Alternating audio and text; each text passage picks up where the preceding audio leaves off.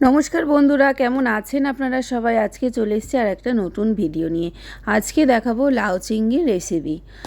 আজকে রান্না করবে মা। কড়াইতে তেল দিয়ে তেলটা গরম হয়ে গেলে গোটা জিরে, তেজপাতা, একটু হিং সোমবার দিয়ে চিংড়ি মাছটা দিয়ে দিয়েছে।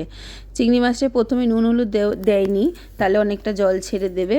একটু ভাজা হয়ে আসলে একটু হলুদ, নুন, লঙ্কা গুঁড়ো, একটু জিরে গুঁড়ো দিয়ে কটা কাঁচা লঙ্কা চিড়ে দিয়ে দিয়েছে।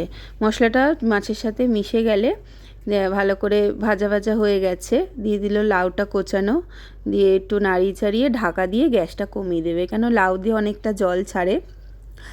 এবার ভালো করে এটা শোকাবে, কেন এটা হতে অনেকটাই টাইম লাগবে। অতক্ষণ দেখাতে গেলে ভিডিওটা অনেকটাই বড় হয়ে যাবে। মাঝে একবার ঢাকাটা খুলে নাড়িয়ে দিয়েছিল। দেখুন লাউ চিংড়িটা হয়ে গেছে। রেসিপিটা কেমন লাগলো কমেন্ট করে জানাবেন, শেয়ার করে দেবেন, একটা লাইক করে দেবেন। ভিডিওটা ভালো লাগলে সাবস্ক্রাইব করে দেবেন। ভালো থাকবেন।